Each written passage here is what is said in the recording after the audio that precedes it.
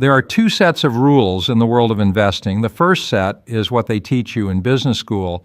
Buy low, sell high. Diversify your portfolio. Listen to the experts. Follow the market. These are the public rules, the rules they print in textbooks and talk about on CNBC. These rules will keep you middle class, maybe upper middle class if you're disciplined, but they won't make you rich. Then there's the second set of rules, the ones nobody talks about, the ones I learned over 13 years running the Magellan Fund, the ones that took me from managing $18 million to managing $14 billion. These rules are uncomfortable. They go against everything you've been taught. They'll make your friends think you're crazy. Your family will question your judgment, but they work. I'm going to share 7 of these rules with you today, not because I want to show off, but because I spent decades learning them the hard way, and I wish someone had told me when I was starting out. If you follow even 3 of these rules, you'll be ahead of 99% of investors out there. If you follow all 7, you'll be wealthy. I guarantee it. Let's start with the first rule. This one changed everything for me. Rule number 1, buy what you see, not what you read. Let me tell you about the summer of 1977. I'm working at Fidelity, doing what every young analyst does, reading annual reports, building financial models in Excel, talking to Wall Street analysts, running regression analyses, trying to find the next big stock. One Saturday morning, I'm at the grocery store with my wife. We're doing our weekly shopping. I'm pushing the cart, half asleep, not really paying attention. Then I notice something. There's this new product on the shelf. Legs pantyhose. It comes in this plastic egg-shaped container, looks different from everything else. My wife picks it up. "This looks nice," she says. "Better quality than the regular ones." I look at the price. It's slightly more expensive than the generic brands, but she puts it in the cart. We get to the checkout line. I'm standing there waiting, and I start watching other customers. Woman in front of us, she's got 3 of those Legs eggs in her basket. Woman behind us, 2 eggs. I turn around and look at the shelf where the pantyhose are. Half the legs are already gone. It's only 10 a.m. So I do something that probably looked weird. I walk over to the cashier and I ask her, "How often do you restock these legs things?" She looks at me like I'm strange, but she answers, "Twice a week. They sell out fast. We just got a shipment yesterday, and look, already half gone." I go home. I can't stop thinking about it. Monday morning, I'm at the office. I don't open Bloomberg. I don't call any analysts. I go straight to the library, and I pull the annual report for Hanes, the company that makes legs. The stock is trading at $8, PE ratio of 10, growing at 25% a year. They're rolling out legs to grocery stores across the country. I buy the stock. 2 years later, it's at $48. I made 500% because I paid attention to what I saw at a grocery store on a Saturday morning. Now, here's what nobody tells you about Wall Street. By the time the analysts write a report about a company, it's too late. By the time CNBC talks about a trend, the trend is already over. The professionals, they're sitting in offices in Manhattan. They're reading the same reports, talking to the same management teams, running the same models. They're not in grocery stores on Saturday morning. They're not watching what real people actually buy. You have an advantage they don't have. You live in the real world. Let me tell you about another time this worked. 1985, I'm on a business trip in California. I've got a meeting that got canceled, so I've got 2 hours to kill. I walk into a Taco Bell. I'm ordering a burrito, and I notice they got this new item. Microwave burrito. You can take it home, heat it up. I try it. Honestly, it's terrible, soggy, weird texture, not good at all. But here's the thing. As I'm sitting there eating this mediocre burrito, I watch 5 other people buy them. 5 people in 15 minutes. So I walk up to the counter and I ask the kid working there, "How many of these do you sell?" He says, "We can't keep them in stock. We order 100 boxes a week. They're gone in 3 days." I'm thinking the product is bad. But people are buying it anyway. Why? Then it hits me. Convenience. People don't care that it's not as good as a fresh burrito. They care that they can make it at home in 2 minutes. I go back to Boston. I research Taco Bell. Stock is cheap. I buy it. That investment made me 600% over the next 4 years. Wall Street analysts never saw it coming. You know why?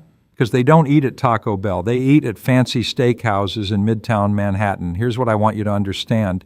The best investments I ever made weren't found in annual reports. They were found in grocery stores, restaurants, shopping malls, places where I could see with my own eyes what was working. Rule number 2, hold forever. Selling is for losers. I know that sounds extreme, but let me explain. I buy Walmart. The stock is trading at $4 a share. It's a regional discount retailer based in Arkansas. Nobody in New York cares about it. It's just a store in the middle of nowhere, they say. But I visited one. I talked to Sam Walton, the founder. I watched customers. The business model was brilliant. Low prices, high volume, excellent operations. I bought the stock at $4. 6 months later, it's still at $4. Actually, it dropped to $3.50. My colleagues at Fidelity are looking at me like I'm an idiot. Peter, that thing's dead. Just sell it and move on.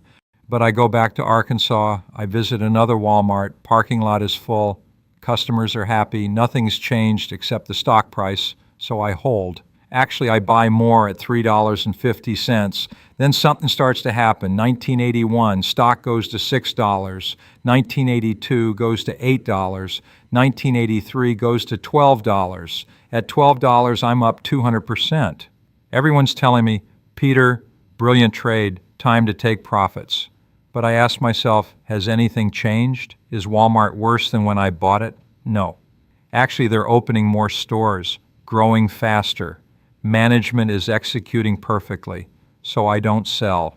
1984, stock hits $18. 1985, $25. 1986, $32. At $32, I'm up 700%. The pressure to sell is enormous. You've won, Peter. Take the money and run.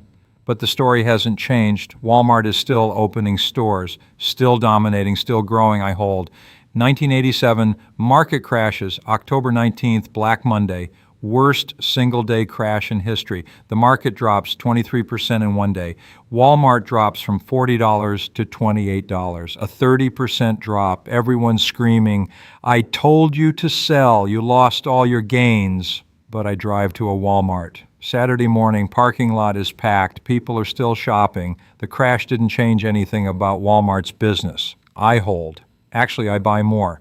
1988, stock recovers to $50. 1989, $65. 1990, $80.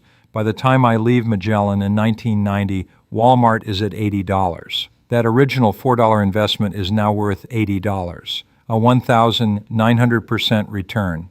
If I had sold at $12 when everyone said take profits, I would have made 200%. Nice, but nothing special. Instead, I held, and I made 1,900%. But here's the insane part. Today in 2025, Walmart is trading at around $160 per share. That $4 investment would now be worth 40 times what I paid. Most people who bought Walmart in 1980 sold at $8 or $12 or $20. They sold because the stock was up too much. They missed one of the greatest wealth-building opportunities in history, not because they didn't find the stock. They found it. They just couldn't hold it. Now, let me tell you about someone I know. His name is Robert. Robert worked with me at Fidelity in the 1980s. Smart guy, Harvard MBA, could analyze a balance sheet in his sleep. Robert bought Walmart at the same time I did, $4 a share. He put in $10,000. 6 months later, it's at $6. He's up 50%. He sells. He takes his $15,000 and buys another stock. That one goes up 30%. He sells again. Over the next 10 years, Robert is constantly buying and selling, always taking profits, always looking for the next opportunity. By 1990, Robert's portfolio is worth about $80,000. Not bad. He turned $10,000 into $80,000 in 10 years. He's proud of himself. My $10,000 in Walmart, it's worth $200,000. I didn't do anything. I didn't trade. I didn't take profits. I just sat there. Robert looks at me one day and says, how did you do that? I'm smarter than you. I work harder. I analyze more companies. I tell him, you're right. You are smarter. You do work harder, but I'm lazier. And in investing, lazy wins. Today, that $10,000 Walmart investment would be worth $400,000. Robert has no idea because he sold it at $6. The money isn't made in the buying. It's not made in the selling. The money is made in the sitting. Rule number 3, ignore the experts. They don't know. This is going to make me unpopular, but it's true. Let me tell you about October 1987. It's October 15th, 4 days before Black Monday. The market's been shaky for a week. I'm at a conference in New York, room full of Wall Street's best and brightest analysts from Goldman Sachs, Morgan Stanley, Merrill Lynch, the smartest people in finance, supposedly. One by one, they get up and present their outlook. First guy from Goldman, we're cautious here. We recommend reducing equity exposure. Second guy from Morgan Stanley, we see a correction coming, move to cash. Third guy from Merrill, the market is overvalued, sell now, ask questions later. I'm sitting there listening. These are the experts. These are the people who are supposed to know. But something bothers me. None of them are talking about businesses. They're talking about charts, technical indicators, market sentiment. I fly back to Boston. On the plane, I'm thinking about Home Depot. I own a large position. It's one of my best holdings. Has anything changed about Home Depot's business? No. They're still opening stores, still dominating the home improvement market, still profitable. So I ignore the experts. I hold. Monday, October 19th, the market crashes 23% in a single day, the worst day in stock market history. Home Depot drops from $40 to $28, a 30% loss in hours. My phone is ringing off the hook. It's clients, it's colleagues, it's everyone. Peter, the experts were right. Why didn't you listen? But I get in my car and I drive to a Home Depot. It's Saturday morning, 3 days after the crash. The parking lot is full. I walk inside. People are buying lumber, paint, tools. Everything's normal. I walk up to a manager and I ask him, "How's business this week?" He looks at me funny and says, "Same as always, busy. Actually, we had a record day yesterday." I go back to the office Monday morning. I buy more Home Depot at $28. The experts are on CNBC, all saying the same thing. This is just the beginning. The market's going to drop another 30%. Get out now. But I looked at the business, and the business was fine. 3 months later, Home Depot is back to $40. 6 months later, it's at $50. 2 years later, it's at $80. The experts who told people to sell at $40 cost their clients a fortune. People who sold at $28 during the panic lost even more. I held, and I bought more, and I made a killing. Let me tell you about another time the experts were wrong. 1985, I'm looking at Philip Morris. It's a tobacco company, controversial, but the numbers are incredible. I mentioned it at a Fidelity meeting. I'm thinking about buying Philip Morris.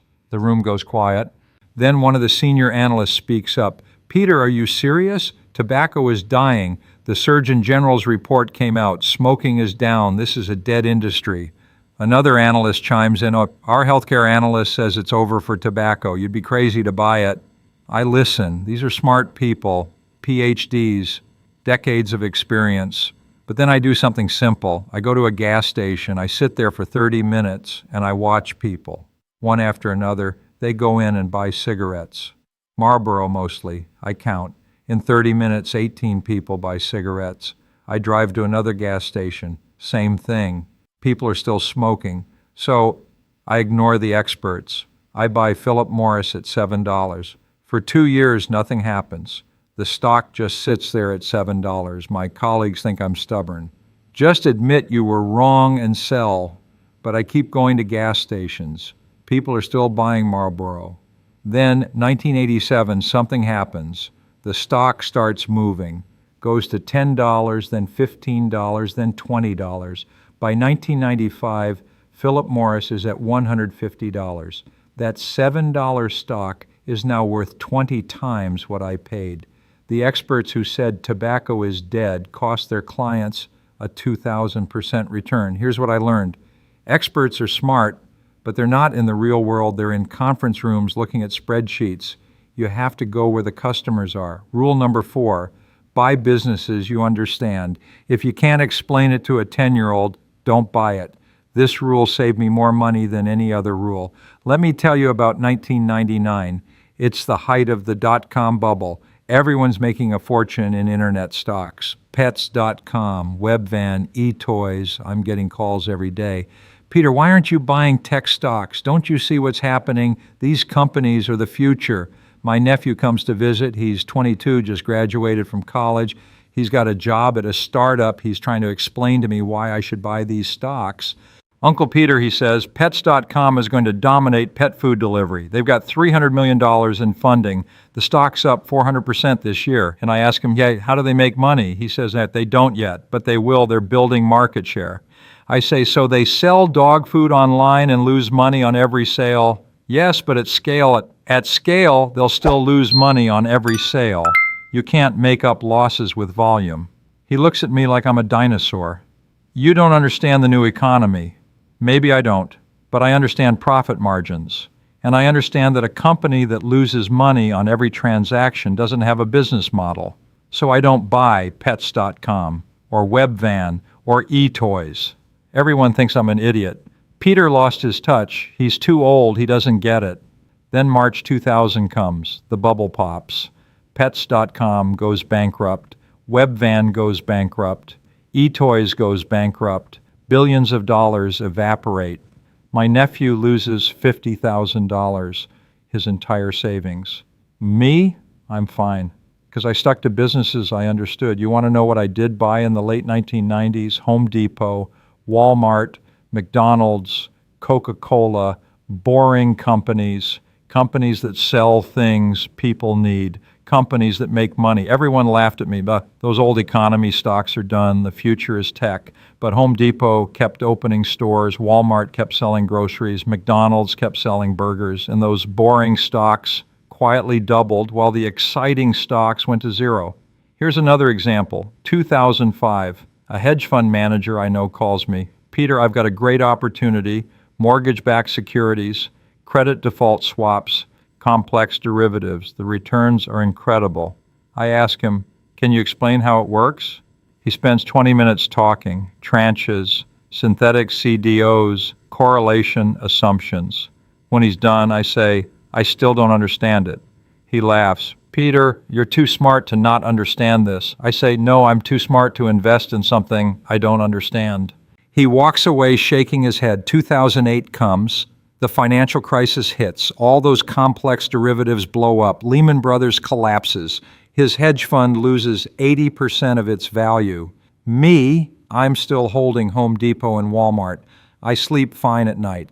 Let me tell you about my friend Susan. Susan is brilliant. Stanford engineering degree, works at a tech company, understands semiconductors, AI, quantum computing.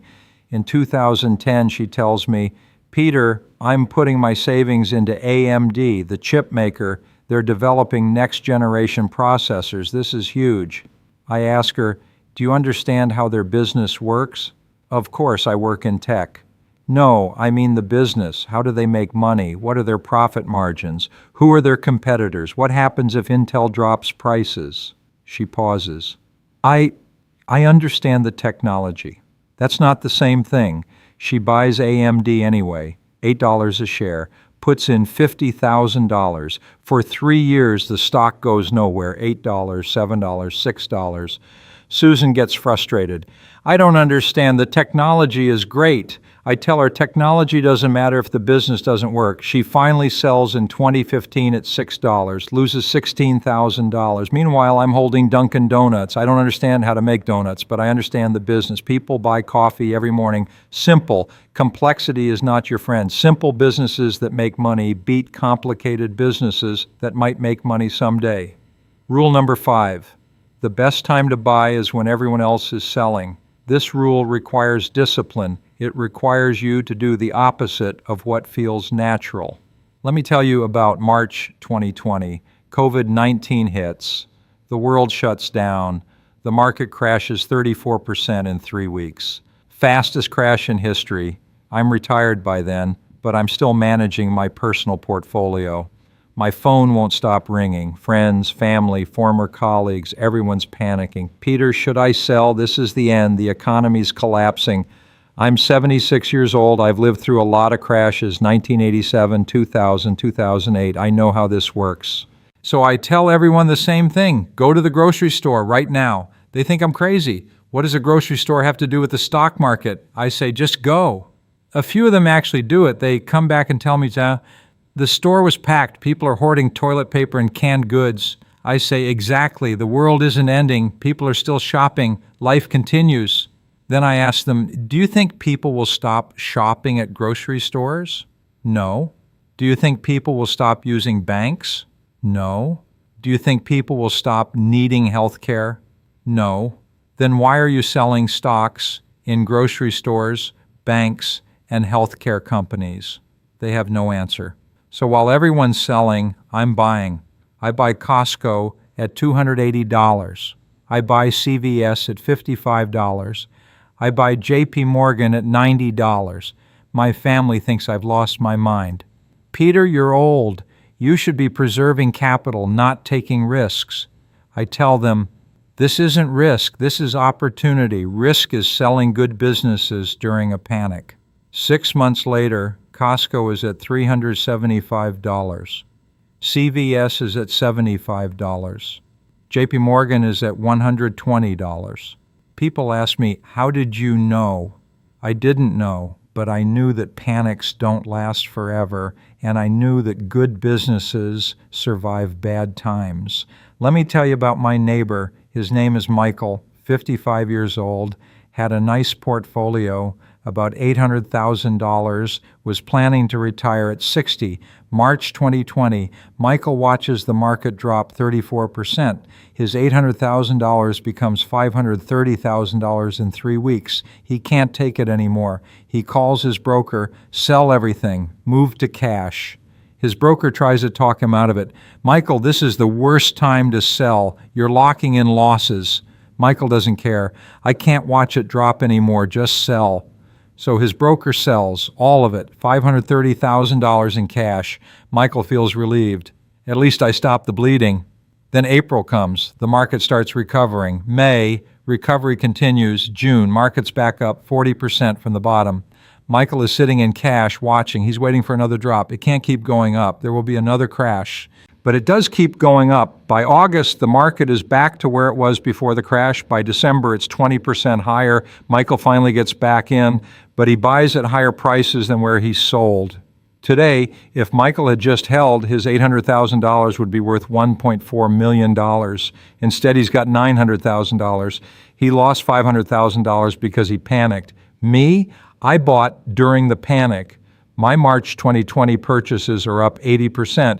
Here's what most people don't understand. Crashes aren't losses, they're sales. If you love Nike shoes and they go on sale for 50% off, you don't panic. You buy more shoes. But when Nike stock goes on sale for 50% off, people panic and sell. It makes no sense. In 1987, Home Depot dropped 30% in the crash. Did Home Depot's stores disappear? Did their customers stop coming? No, the business was exactly the same. Only the price changed. People who sold at $28 lost money. People who bought at $28 made a fortune. Fear is the greatest transfer of wealth in history, from the fearful to the patient. Rule number 6, never use leverage. Debt kills smart people. This is the rule that most people ignore, and it's the rule that destroys the most careers. Let me tell you about someone I knew. His name was David. David was brilliant, MIT graduate, worked at a big hedge fund in New York, made millions in the 1990s. I met David in 1998 at a conference, and we're having dinner, and he's telling me about his strategy. Peter, he says, you're leaving money on the table. You should be using leverage. I ask, what do you mean? Look, if a stock goes up 20% and you own $100,000 worth, you make $20,000. But if you borrow another $100,000 and own $200,000 worth, you make $40,000. And I say, and if it goes down 20%, he waves his hand.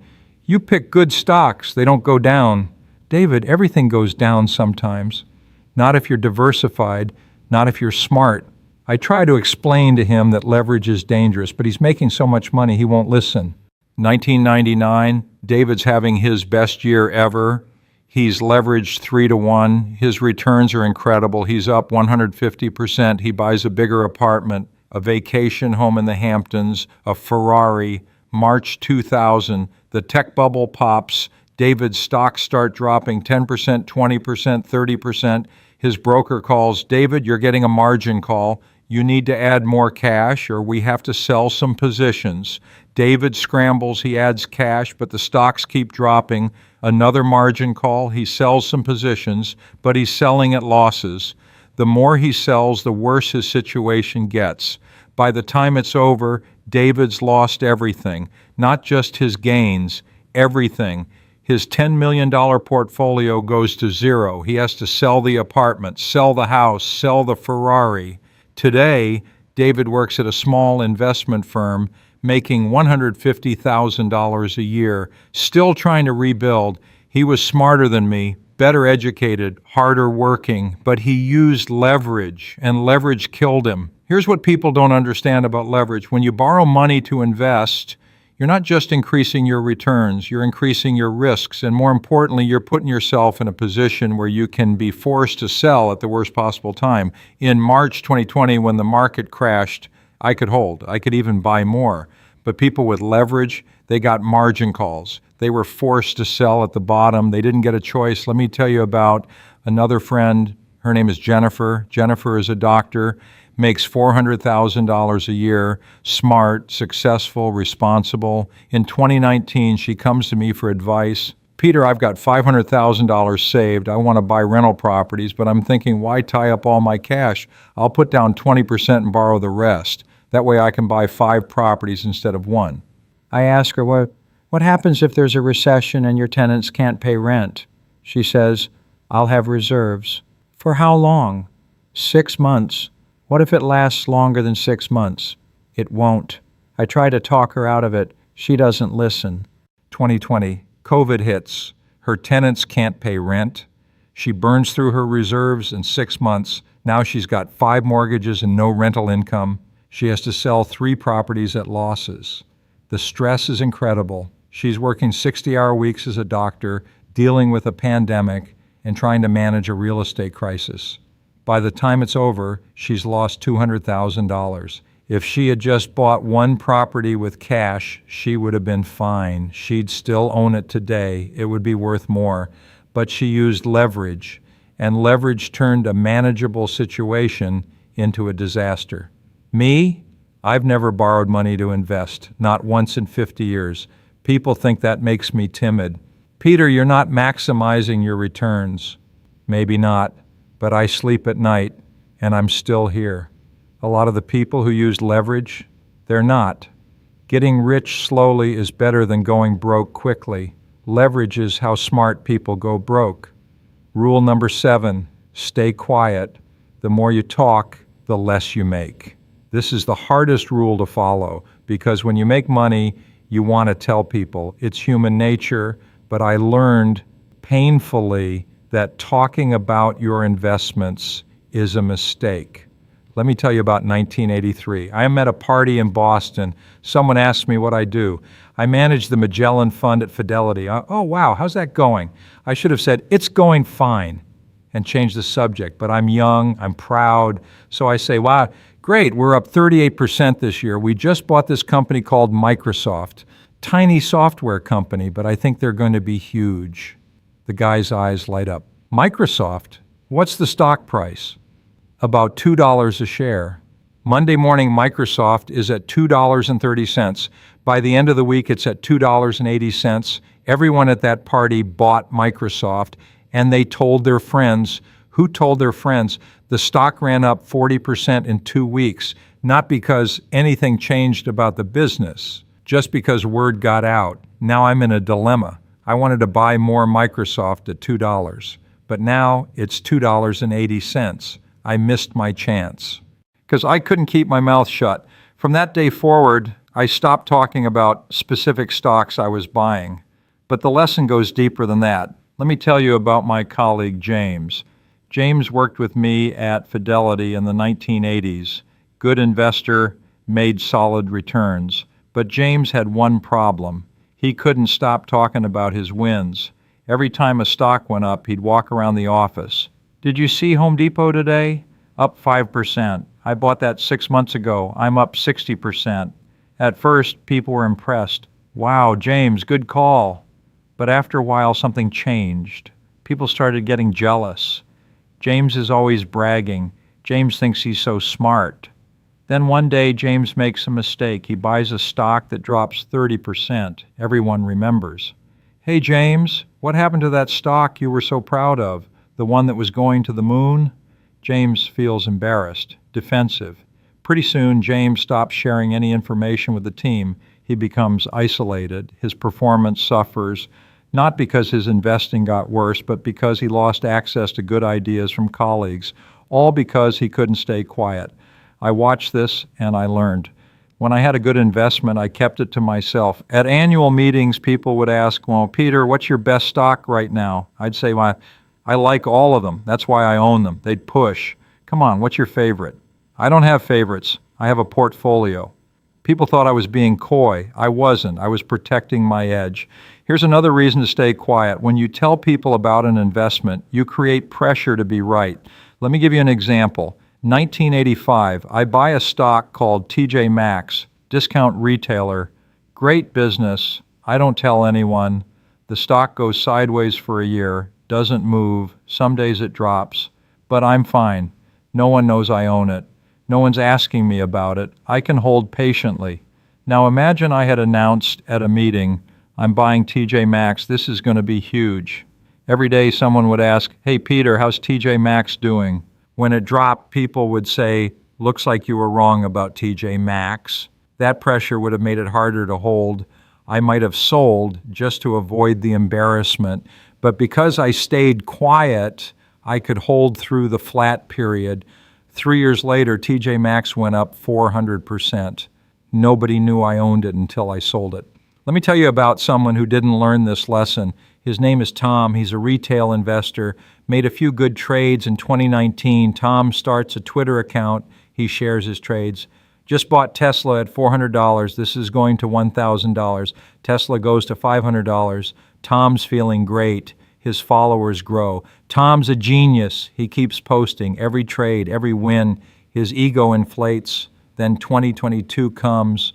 Market crashes. Tom's portfolio drops 40%, but he can't admit it. He's built this image. All these followers think he's smart, so he lies. My portfolio is fine, up 2% this year, but the truth comes out eventually. His followers discover he's been losing money. Now Tom's reputation is destroyed, not just because he lost money. Everyone loses money sometimes, but because he lied. If Tom had just stayed quiet from the beginning, he could have lost money privately, learned from it, moved on. Instead, he lost money publicly and lost his credibility. I've been investing for 50 years. You know how many times I posted about my investments on social media? 0. You know how many interviews I've given about specific stocks I'm buying right now? 0. When I was running Magellan, I had to file public disclosures. I couldn't avoid that. But in my personal life, silence. My neighbors don't know what stocks I own.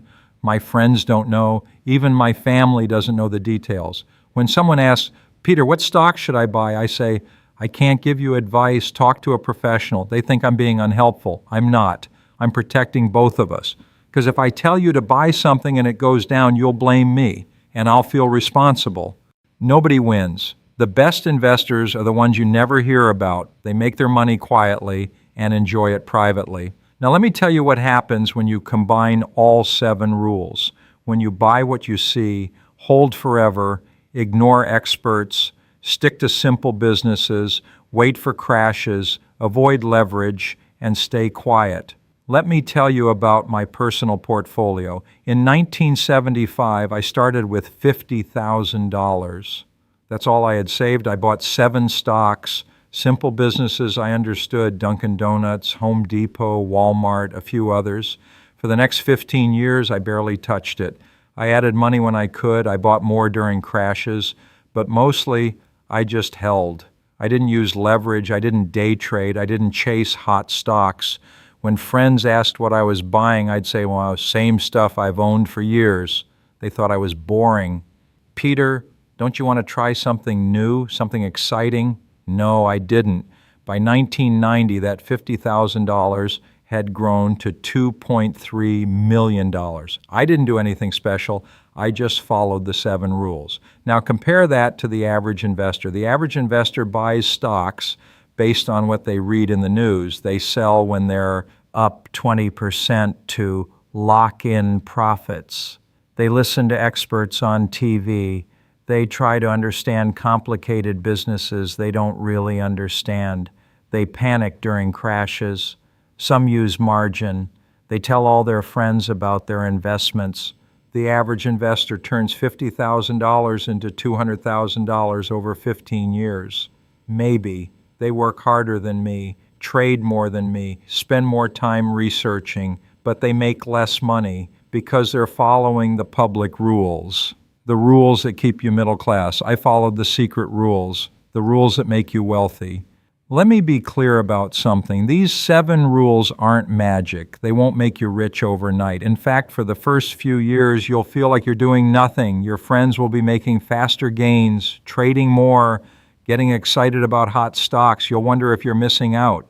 But give it 10 years, 20 years, 30 years. That's when you'll see the difference. Let me tell you about 2 people I know. They both started investing in 1990 with $50,000. Person A followed the 7 rules, bought simple businesses he understood, held through crashes, stayed quiet. Person B did what most people do, traded frequently, chased trends, used some leverage, talked about his trades at parties. For the first 5 years, Person B was doing better. He was up 120%. Person A was only up 80%. Person B would say, see, Peter's rules are too conservative. You've got to be aggressive. Then 2000 came, the dot-com crash. Person B lost 60% of his portfolio. He had too much in tech stocks. He had some margin. He panicked and sold at the bottom. Person A, he bought more. 10 years later, 2010, Person B had turned his $50,000 into $180,000. Not bad. Most people would be happy. Person A had turned his $50,000 into $620,000. 20 years later, 2020. Person B, $450,000. Person A, $2.8 million. Same starting point, completely different outcomes. The difference? Person A followed the rules. Person B followed his emotions. These rules work. Not because they're complicated, but because they're simple, and most people can't follow simple rules. So here's what I want you to do. Take out a piece of paper, write down these 7 rules. Rule number 1, buy what you see, not what you read. Rule number 2, hold forever. Selling is for losers. Rule number 3, ignore the experts. They don't know. Rule number 4, buy simple businesses you understand. Rule number 5, wait for crashes. The best time to buy is when everyone's selling. Rule number 6, never use leverage. Debt kills smart people. Rule number 7, stay quiet. The more you talk, the less you make. Put that paper somewhere you'll see it, your desk, your wallet, your bathroom mirror. Read it every time you're tempted to sell, every time you want to buy something complicated, every time you want to tell someone about a big win. These rules will save you from yourself, because that's the real secret nobody tells you. Your biggest enemy in investing isn't the market. It isn't Wall Street. It isn't the economy. It's you, your impatience, your fear, your ego, your need to be right, your need to tell people you're smart. These 7 rules protect you from all of that. I spent 13 years running the Magellan Fund. We beat the market by an average of 13 percentage points per year. We turned $18 million into $14 billion. People ask me, Peter, what was your secret? These 7 rules. That's it. It's not complicated, but it's incredibly hard to execute because it requires you to do nothing most of the time, and doing nothing feels wrong. But I promise you, in 20 years, you'll look back and thank yourself. You'll have wealth you never imagined, not because you were smarter than everyone else, but because you were more patient, because you stayed quiet while others bragged, because you bought simple things while others chased complexity, because you held through crashes while others panicked. That's the secret. Now go follow the rules.